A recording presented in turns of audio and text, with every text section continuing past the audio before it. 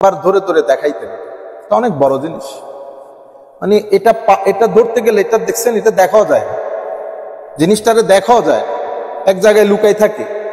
কিন্তু আমার নবী সাল্লাল্লাহু আলাইহি ওয়াসাল্লাম ইরশাদ করতেছেন, এক সাহাবীর অনুরোধে আমার নবী সাল্লাল্লাহু আলাইহি ওয়াসাল্লাম, মুআয বিন জাবাল রাদিয়াল্লাহু তাআলা, আমার নবী ঈমান কি, ইসলাম কি, শাহাদা কি, নামাজ কি, তসবিহ, তাহলিল, যাকাত, সওম সব কিছু বলেছেন। বলার পরে জিজ্ঞেস করতেছেন, আমি কি তোমাকে বলবো এখন ইয়ানি সব কিছুর এসেন্স অথবা সেন্টার পয়েন্ট কোনটা? মালাক, মানে যা কিছু বলেছি, ইসলাম, ঈমান, ইহসান, নামাজ, তসবিহ, তাহলিল, সাদকা, যাকাত যা কিছু আছে সব কিছুর মূলে আমার নবী সাল্লাল্লাহু আলাইহি ওয়াসাল্লাম লেসান, আমার নবীর জবান বের করে এমনি করে ধরে দেখাইতেছেন, এটা হচ্ছে সবকিছুর মূল। আপনারা জানেন অসম্ভব বড় একটা সম্পর্ক স্বামী স্ত্রীর সম্পর্ক, বছরের পর বছর, 16, 17, 22 বছর, 25 বছর, শুধু সকালবেলা উঠে মাতার আগের বাসায় বলে দিচ্ছেন তোমাকে তালাক দিলাম, তালাক দিলাম, বাস ডান। আপনারা বুঝছেন এটা এত খতরনাক একটা জিনিস। আপনি আপনার ইয়েস এবং নোর মধ্যে রাষ্ট্রের বেচা বিক্রি হয়ে যায়। তো আমার রমজান শরীফের মধ্যে সবচেয়ে গুরুত্বপূর্ণ, যদি আমরা এই আল্লাহ যদি আমাদেরকে তৌফিক দান করেন, অন্তত জবানটা যদি কিছুটা হইলে হেফাজত হয়। বনি ইসরাইলের সবচেয়ে বড় খারাপই হইল লেসান, জবানে যা হিসাব বলে দিত, যা আসতো বলে দিত, জবানটার হেফাজত করে নাই।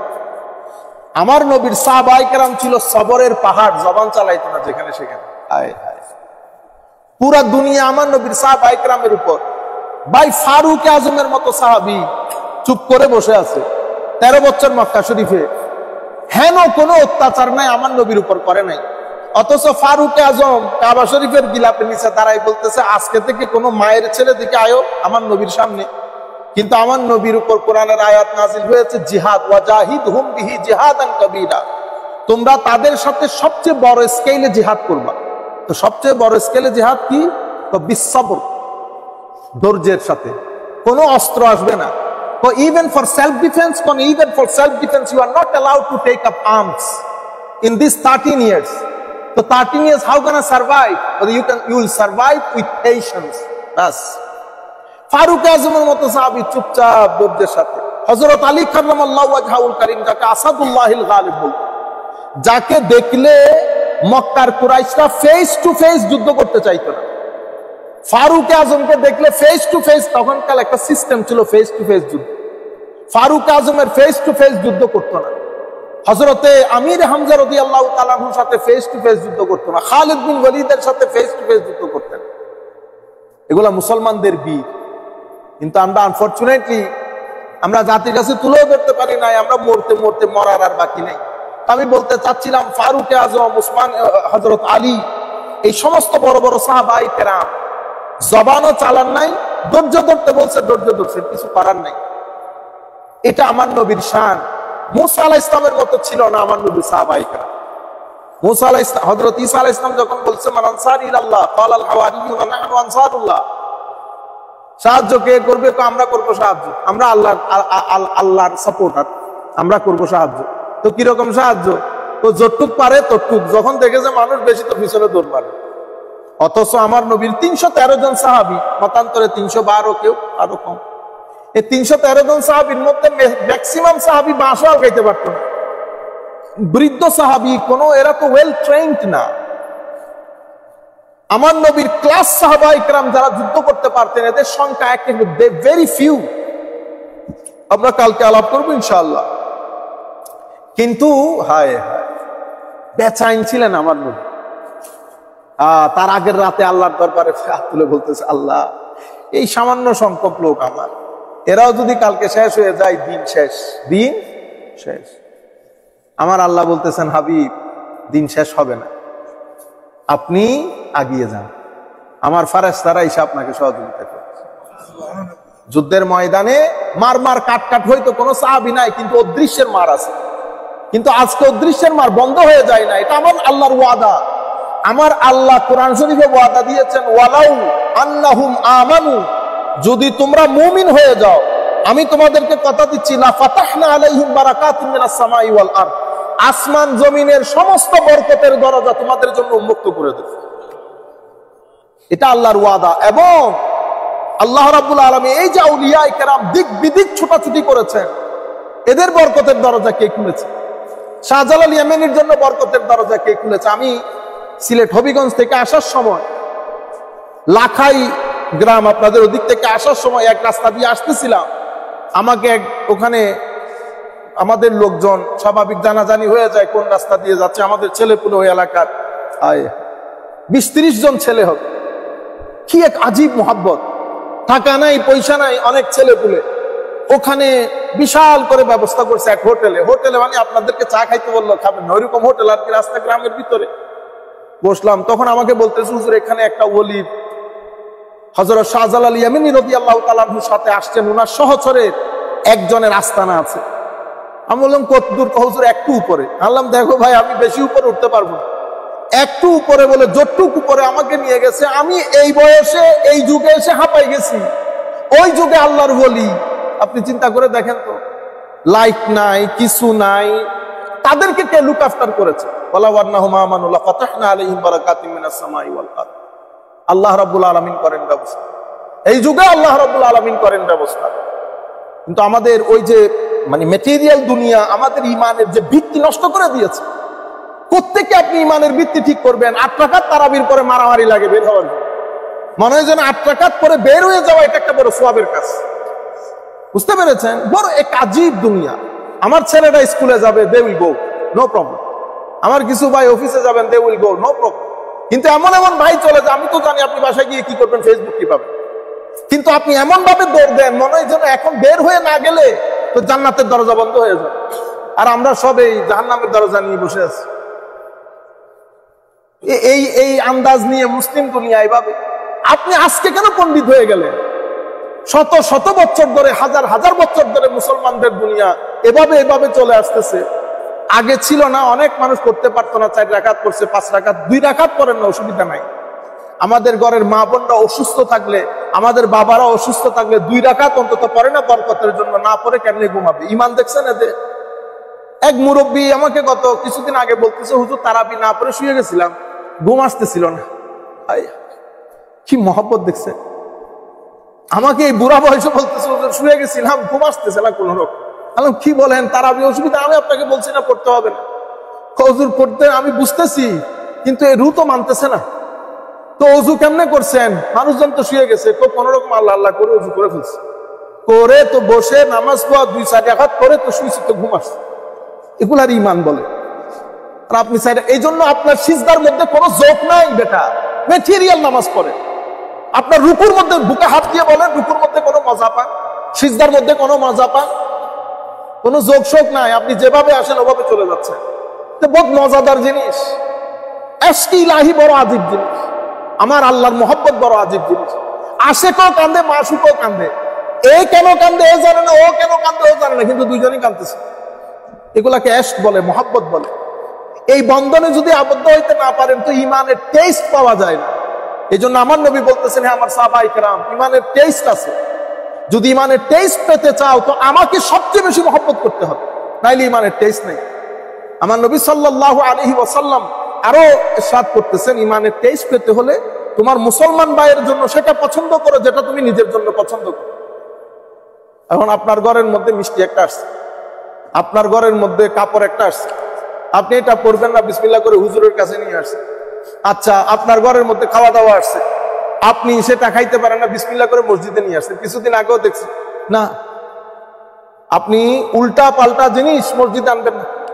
এটা আল্লাহর ঘর, এখানে ওই জিনিস নিয়ে আসবেন যেটা আল্লাহর ঘরের প্রটোকলের সাথে যাবে। আপনারা বুঝতে পারতেছেন? এগুলো আমাদের জন্য শিক্ষা। আমার নবী সাল্লাল্লাহু আলাইহি ওয়াসাল্লামের সাহাবায়ে কেরাম, আমার নবী সাল্লাল্লাহু আলাইহি ওয়াসাল্লাম দেখেন হুদায়বিয়ার প্রান্তরে তারা সবাই উমরার কাপড় পরা। এই কুরাইশরা একবার বলে দিবে, একবার দিবে না, ফেরত যান। অথচ আমার নবী যদি এমনি ইশারা করেন, আমার নবীর সাহাবায়ে কেরামের তখন যেই বল, মক্কা শরীফের লোকজনকে পিষে দিতে পারত। ফারুক আজম ত্যক্ত বিরক্ত হয়ে যাচ্ছেন এবং ফারুক আজম একটা কথাও বলে ফেলছেন। সেই কথা ফারুক আজম মৃত্যুর আগ পর্যন্ত আমার নবীর দরবারে গিয়ে কান্নাকাটি করতেন, ইয়া রাসূলুল্লাহ আমি এটা কেন বলে ফেললাম। আমার ফারুক আজমের কথা ছিল, ইয়া রাসূলুল্লাহ আমরা আর আগের লোক নাই যে তারা যা মন চাই বলবে, এখন পিছিয়ে দেওয়ার সময়। আমার নবী বলতেছেন না ফারুক, না ফারুক। তখন ফারুক আজম একটা কথা বলে ফেলেছে, কথাটা এরকম আর কি, যে এত ইয়া করার দরকার কি ইয়া রাসূলুল্লাহ, যাবো পিছিয়ে দিয়ে চলে আসবো। কিন্তু আমার নবী সাল্লাল্লাহু আলাইহি ওয়াসাল্লাম আপনি একদিন 2 দিন বসাই রাখছে, আপনি পারবেন এরম অবস্থায় এরকম 2-3 দিন পানি শুকাই, পানি নষ্ট হয়ে যাচ্ছে, শর্টেজ দেখা দিচ্ছে, ওনারা তো প্রিপেয়ার ছিল না। তো আমার নবী বলতেছে না আমি যুদ্ধের জন্য আসিনি, আমি যুদ্ধ করার জন্য আসিনি, আমি যুদ্ধ করার জন্য আসিনি। শেষ পর্যন্ত তারা লোক একটা একটা করে পাঠায়, একটা একটা করে পাঠায়, একটা একটা করে পাঠায়, শেষ পর্যন্ত মিসওয়ার বিন মাখরামাকে পাঠিয়েছে। তখন উনি ইসলাম কবুল করেন নাই রাদিয়াল্লাহু আনহু। উনি আয়েশা, উনি মুসলমানদের অবস্থা দেখে উনি গিয়ে মক্কার কুরাইশ, ইতোপূর্বে আরো অনেক লোকজনকে পাঠিয়েছে, বাট মিসওয়ার বিন মাখরামা উনি অনেক এক্সপিরিয়েন্স ছিলেন আর অনেক বেশি এই ধরনের ফরেন প্রটোকল বা ইন্টেলেকচুয়াল টাইপের লোক ছিলেন, ইন্টেলিজেন্সিয়া। তো ওনাকে মক্কার পার্লামেন্টের মধ্যে সবাই বসে আবু জাহাল জিজ্ঞেস করতে, মক্কার উদ্বা সাহেবা জিজ্ঞেস করতেছিল যে আপনার ওপিনিয়ন কি। উনি এক কথাই বলতেছেন, ওয়াল্লাহি আপনারা মুসলমানদের অগ্রযাত্রা রোধ করতে পারবেন। কেন কেন? ওয়াল্লাহি আমি যে দৃশ্য দেখছি, এই দৃশ্য আমি আমার জীবনে, আমি এত বড় বড় রাজপ্রাসাদে গেছি, আমি কোথাও দেখিনি এই দৃশ্য। আপনি এই লোকগুলার অগ্রযাত্রা কোনোদিন রোধ করতে পারবেন না। কেন? কি দেখছেন? আমি দেখছি আমি কোন মানুষকে, তাদের নেতাকে এভাবে সম্মান করতে দেখি নাই যেভাবে মুহাম্মদ সাল্লাল্লাহু আলাইহি ওয়াসাল্লামের সাথে যারা আছে তারা তাকে এমন সম্মান করতেছে। এই সম্মান তো আমি কোন রাজা মহারাজার দরবারে দেখি না। ওয়াল্লাহি মা রাআইতু আহাদান ইউআযযিমুহু আসহাবুহু মা ইউআযযিমু আসহাবু মুহাম্মাদিন মুহাম্মাদা সাল্লাল্লাহু আলাইহি ওয়াসাল্লাম। এক তাজিম। কি তাজিম দেখছো? তো তাজিম দেখতেছি মুহাম্মদ সাল্লাল্লাহু আলাইহি ওয়াসাল্লাম যখন ওযু বানাইতেন, ওযুর পানি নেওয়ার জন্য তারা দৌড়াদৌড়ি করতেন। মুহাম্মদ সাল্লাল্লাহু আলাইহি ওয়াসাল্লাম বসা কথা বলতেছেন, এতজন তক সাহাবী, একটা সাহাবী তাদের রাসূলের দিকে এমনি চোখ তুলে তাকাচ্ছে না, সবাই সম্মানের জন্য নিচের দিকে তাকিয়ে আছে। তো মুহাম্মদ সাল্লাল্লাহু আলাইহি ওয়াসাল্লাম যদি কোনো কিছু করতে বলতো তো সমস্ত সাহাবী এটা করার জন্য একসাথে দৌড় দিত। তোমরা এদের অগ্রযাত্রা রোধ করতে পারবে না, এরা এক ইশারায় উঠবে আর এক ইশারায় বসবে। এই কথা তাদের ভিতরে অনেক বেশি তাসির করছে। তখন তারা চিন্তা করলো না আমরা একটা এগ্রিমেন্টে চলে যাই। তখন এগ্রিমেন্ট করলো যে না আপনারা এই বছর চলে যাইতে হবে, উমরা করতে পারবেন না। স্বাভাবিকভাবে চলে যাওয়া মানে তো আপনি পরাজিত হয়ে ফেরত আসা। তো সাহাবায়ে কেরামের জন্য এটা হজম করা অনেক ডেঞ্জারাস ছিল। আমি আপনাদেরকে শুধু মুসা আলাইহিস সালামের কওম আর আমার নবীর সাহাবায়ে কেরাম বোঝানোর জন্য বলতেছি। মুসা আলাইহিস সালামের কওম কত ধরনের ঢং করছে দেখছেন, কত শেষরামি। কিন্তু আমার নবীর সাহাবায়ে কেরাম, ফারুক আজমের মতো লোক ওখানে, আমির হামজার মতো লোক ওখানে, হযরতে আলীর মতো লোক ওখানে, সবাই এক বাক্যে সবার মন খারাপ, মন অনেক খারাপ। আমার নবী সাল্লাল্লাহু আলাইহি ওয়াসাল্লাম ঘরে এসে বলতেছেন, মানে তাঁবুর মধ্যে এসে বলতেছেন, আমি এদেরকে কি করে বলি যে ইহরাম খুলে ফেল, আমরা ব্যাক করব। হায় হায়, উম্মু সালামা, আমাদের মা উম্মু সালামা রাদিয়াল্লাহু তাআলা আনহা, আমার নবীর সাহাবায়ে কেরামদের মধ্যে উম্মু সালামা অনেক সেনসিটিভ ছিলেন, অনেক সেনসিটিভ। উম্মু সালামা বলতেছেন, ইয়া রাসূলুল্লাহ আপনি মন খারাপ করিয়েন, আপনি শুধুমাত্র বাইরে গিয়ে তাদেরকে দেখান যে আপনি ইহরাম খুলে ফেলেছেন। আপনাকে ইহরাম খুলতে দেখলে কোন সাহাবী তাদের গায়ে আর ইহরাম রাখবে না, আপনি বলতে হবে না। কিভাবে আমার নবী সাহাবায়ে কেরামকে, কি মহব্বত, কি তাজিম, কি ইশক। সেই নবীকে আজকের যুগের ফান্ডারা এসে আমার নবীকে বলতেছেন আকাল ছেলে। আপনি বলতেছেন হুজুর আপনি এরকম। আরে ভাই, আমি বাপটা ছেড়ে দেবো কি বলেন? আমার নবীর সাহাবায়ে কেরাম আমার নবীকে কি করেছে? এই জাহেল বেয়াদব মুরাক্কাব লোকগুলো আমার নবীর শানে এগুলা কি শব্দ ব্যবহার করে? আমার নবী সাল্লাল্লাহু আলাইহি ওয়াসাল্লাম ইহরাম খুলতে দেখার দের সাহাবায়ে কেরাম ইহরাম খুলে ফেলেছে। চুপচাপ সাহাবায়ে কেরাম, কারো মনে শান্তি নেই, মানে রাগ ক্ষোভ, এদের কারণে রাষ্ট্র ছাড়তে হয়েছে। আজকে তো আমরা শক্তিশালী, আজকে তো তাদেরকে জিজ্ঞেস করতে হচ্ছে না, যাবো আর মেরে কুটে চলে আসবো, এন্ড অফ দ্য স্টোরি। কিন্তু আমার নবী বলতেছে না, আমি মারা কাটার জন্য আসি নাই। তখন প্রতিমধ্যে আমার আল্লাহ বলতেছেন, ইন্না ফাতাহনা লাকা ফাতহাম মুবিনা, হাবিব আপনি তাদেরকে বলে দেন আমি তাদেরকে ফাতহে মুবিন দান করেছি, স্পষ্ট বিজয়। সাহাবায়ে কেরামের মাথা আরো খারাপ হয়ে গেছে না? এমনিতে ফেরত যাইতেছি, আবার কই স্পষ্ট বিজয়। বুঝতে পেরেছেন? কিন্তু সাহাবায়ে কেরামের মধ্যে টু শব্দ ছিল না, এটাকে তাওয়াক্কুল বলে। এই কারণে আমার আল্লাহ বলছে রাদিয়াল্লাহু আনহু ওয়া রাদু আন, হে আমার নবীর সাহাবায়ে কেরাম, তোমরা আমার উপর রাজি, আমি তোমাদের উপর রাজি। এবং এক হাদিসের মধ্যে আমার নবী বলতেছে, কোন যুদ্ধের মধ্যে যদি তোমরা আমার সাহাবায়ে কেরামের ওসিলা দাও, আল্লাহ ওই যুদ্ধে জয়দান করবে সাহাবায়ে কেরামের ওসিলাকে। এই পর্যায়ে মর্যাদা দান করা হয়েছে সাহাবায়ে কেরাম। সাহাবী বলে কাকে জানেন? সাহাবী বলে যেই ব্যক্তি, আমরা একটা জিনিস, এটা আলেমদের জন্য অবশ্য আমরা বলি না বেটা, যেই ব্যক্তি আমার নবীকে দেখেছেন, কালমা পড়েছেন, অথবা কলমার মধ্যে মারা গেছেন। তা আমি যদি দেখেছেন শব্দটা লাগাই, তাইলে আমার নবীর অন্ধ সাহাবায়ে কেরাম সাহাবীর মর্যাদা পাবেন না। সেই কারণে দেখানি না, যেই ব্যক্তি আমার নবীর হাতে কলমা পড়েছে অথবা ওই কালমার উপর মারা গেছে, তাকে আমরা কি বলবো? সাহাবী বলবো। আল্লাহ রাব্বুল আলামিন আমার নবী সাহাবায়ে কেরামকে জাযায়ে খায়ের দান করুক। এবং আমার নবীর যেই সমস্ত সাহাবী বদরের যুদ্ধে বাবা ছেলের বিরুদ্ধে, ছেলে বাবার বিরুদ্ধে দাঁড়িয়ে গেছে, হযরত আবু বকর সিদ্দিক রাদিয়াল্লাহু তাআলা আনহুর এক সন্তান, riwayতের মধ্যে আসতেছে, উনি তখন ইসলাম কবুল করেন নাই। বলতেছে, বাবা বদরের যুদ্ধে আপনি 2-3 বার আমার তরবারির সামনে চলে আসছেন, আমি শুধু বাবা হওয়ার কারণে ছেড়ে দিছি। হযরত আবু বকর বলতেছে, ভাগ্য ভালো বেটা, তুই আমার তরবারির নিচে একবারও আসিস না। তুই যদি আমার তরবারির নিচে একবারও আসতি বেটা, আমি তোরে ছেড়ে দিতাম না। অবু বাবা পুত্র কোনা, নবীর বাজারে যেদিন নিজেকে বিক্রি করে দিছি, সেই দিন আর কোনো বাবা পুত্র নাই। আমার নবী সবকিছু, আমার নবী সবকিছু। হযরতে মুসআব বিন উমাইর রাদিয়াল্লাহু তাআলা আনহুর মতো জলিলুল কদর সাহাবী, উনি the richest person of Meccan peninsula, the then Meccan peninsula. তৎকালীন যুগে সবচেয়ে বড় ধনীর ছেলে হযরত মুসআব বিন উমাইর রাদিয়াল্লাহু আনহু, এক বাবার এক সন্তান। ওনাকে মক্কার গভর্নর হওয়ার জন্য রেডি করা হচ্ছিল। আমার নবী দারুল আরকামের মধ্যে, হাইরে কাউকে বলে কাউকে বলে না, দারুল আরকামে ছোট্ট একটা ঘরের মধ্যে বসে আমার নবী সাহাবায়ে কেরামকে নিয়ে পরবর্তী মিশন কি হবে, ভিশন কি হবে, চ্যালেঞ্জেস গুলা কিভাবে মোকাবেলা করব, ইত্যাবসর এক সাহাবী বলতেছেন, ইয়া রাসূলুল্লাহ মাসাব আসতেছে। আমার নবী বলছেন, লেট হিম কাম ইন, আসতে দাও। মাসাব আসছে, মাসাব আমার নবীর আজীব তো, আমার নবীকে দেখলে মানুষ অন্তর বিগলিত হয়ে যেত। আমার নবীর চেহারায় পাক, আমার নবীর হাসি।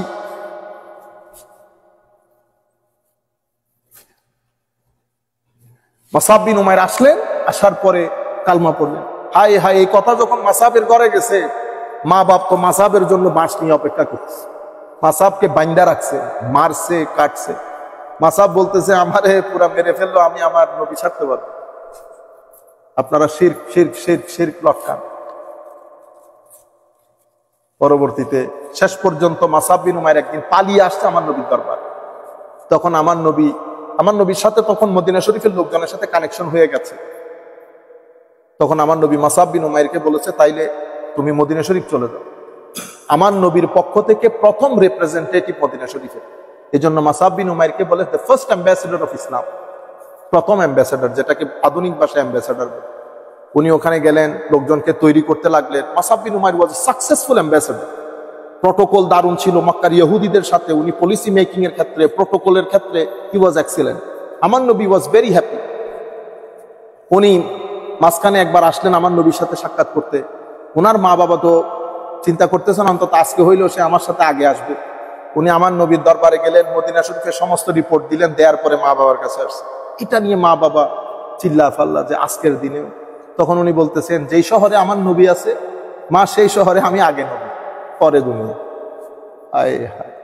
এই মুসআব বিন উমাইর উহুদের ময়দানে শহীদ হয়েছে।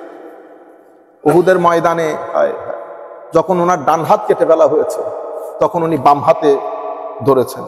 বাম হাত যখন কেটে ফেলা হয়েছে, মুখ দিয়ে এভাবে ধরেছেন। শেষ পর্যন্ত উহুদের প্রান্তরে শাহাদাত বরণ করেন। আমার নবী খুব চেষ্টা করতেছিলেন মুসআবের জন্য একটা কাফনের কাপড় দিয়ে কাভার করে দিতে। মাথা ডাকলে পা দেখা যায়, পা ডাকলে মাথা দেখা যায়। আমার নবীর চোখ দিয়ে অজর দ্বারায় পানি পড়তেছিল। আমার নবী বলতেছেন, মুসআব, আমার কারণে তুমি সবকিছু ছেড়ে দিয়েছো, আমি তোমার জন্য তো একটা কাফনের কাপড়ের ব্যবস্থা করতে পারতেছি না। তবে আমি তোমাকে কথা দিচ্ছি মুসআব, জান্নাতে দুইজন একসাথে থাকবো। এই ধরনের স্যাক্রিফাইস সাহাবায়ে কেরাম। এই মাসআব বিন উমাইর, আজকের দিন পর্যন্ত আমরা দেখছি মাসআব বিন উমাইর রাদিয়াল্লাহু তাআলা, এই নামগুলোর মধ্যে এত তাসির, এই নামগুলা নিল ভিতরের মধ্যে ইমানের চেরাগ জ্বলিয়ে ওঠে। এই মহব্বত, এই এশক থেকে আমরা ছেলেদেরকে দূরে রাখতেছি, তরুণ প্রজন্মকে দূরে রাখতেছি। আমরা তাদেরকে উগ্রতার দিকে ঠেলে দেই, তালোয়ার মারো, তালোয়ার মারো। যদি তালোয়ার মেরে যদি ইসলাম কবুল হয়, তাহলে তো আমার নবী প্রথম দিন তালোয়ার মেরে অনেক কিছু করে ফেলতে পারতেন। এই বদরের প্রান্তরে আমার নবী হায় হায় সারা রাত সিজদার মধ্যে পড়া, কি হবে কি হবে। শেষে বদরের যুদ্ধ হলো। বদরের যুদ্ধে তো সেরকম কোনো ফাইটই হয়নি ধরতে গেলে। আমার নবীর সাহাবায়ে কেরাম মাশাআল্লাহ যুদ্ধের মধ্যে জিততো। এই প্রথম ইসলাম টাকা পয়সা দন দৌলত আস্তে আস্তে পাওয়া শুরু করলো। সাহাবায়ে কেরামের কনফিডেন্স বেড়ে গেল, আমার নবীর কনফিডেন্স বেড়ে গেল। এমনিতে তো কনফিডেন্স আছে, স্বাভাবিক, এই যাত্রাটা রুখে দিতে পারবে না কেউ।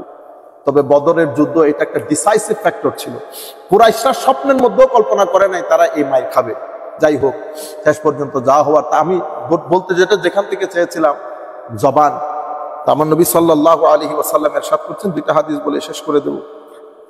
এটা আপনাদের জন্য খুব চমৎকার একটা হাদিস। আন আবি হুরায়রা রাদিয়াল্লাহু তাআলা আনহু قال قال رسول الله صلى الله عليه وسلم আসদাকুকুম রুইয়া আসদাকুকুম হাদিসা।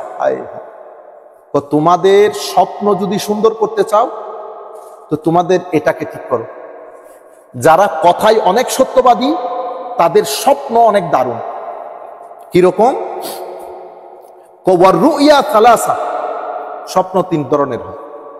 ফারুইয়া সালেহা বুশরা মিনাল্লাহ, কিছু আছে নেককার স্বপ্ন, এটা আল্লাহর পক্ষ থেকে বান্দার জন্য সুসংবাদ। আপনারা দেখেন অনেক মানুষ আমাদের সাথে এসে বলেন আপনাদের সংবাদ, এই যে আপনারা সুস্বপ্ন দেখেন, এটাকে নবুয়তের 40 ভাগের 1 ভাগ বলা হয়েছে। এত সহজ না। এই সুন্দর স্বপ্নটা আপনি দেখেন কারণ আপনার জবান ভালো, আপনার কলব ভালো। আর এই স্বপ্ন হচ্ছে আল্লাহর পক্ষ থেকে আপনার জন্য সুসংবাদ যে আল্লাহ আপনার উপর রাজি আছে। এরপরে ওয়ারুইয়া তাহজিন মিনাশ শাইতান, আর কিছু স্বপ্ন দেখবেন এটা শয়তানের পক্ষ থেকে হয়, যেটা আপনাকে ভীত সন্ত্রস্ত করে, ভয় পাওয়াই দেয়। ওয়ারুইয়া মিম্মা ইউহাদ্দিসুল মারউ নাফসা, আর কিছু স্বপ্ন আছে আপনার নফসের থেকে। শুরু করবেন ইংল্যান্ড থেকে, শেষ হবে বাংলাদেশ, মাঝখানে ইউরোপ, আগা নাই মাথা নাই, বুঝতেছেন না? এটা হলে এটা আপনার নফসের স্বপ্ন, এগুলার কোনো ঠিক ঠিকানা নাই।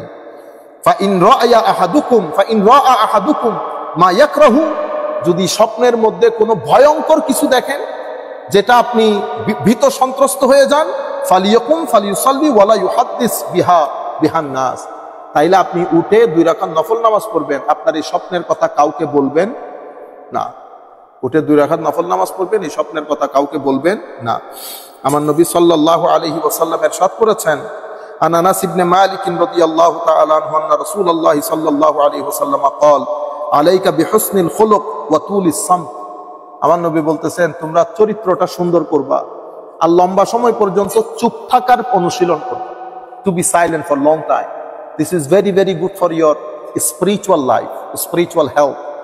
এরপরে ফাওয়াল্লাযী নাফসি বিয়াদিহি মা তাজাম্মালুল খালাইকা বিমিসলিহিমা, আমার নবী বলতেছে, আমি আল্লাহর শপথ করে বলতেছি, সুন্দর চরিত্র এবং চুপ থাকার মতো ফজিলতপূর্ণ জিনিস আর নাই। সুতরাং আল্লাহ আমাদেরকে তৌফিক দান করুক মাহে রমজানের মধ্যে। আল্লাহুম্মা আমিন। রব্বানা যালামনা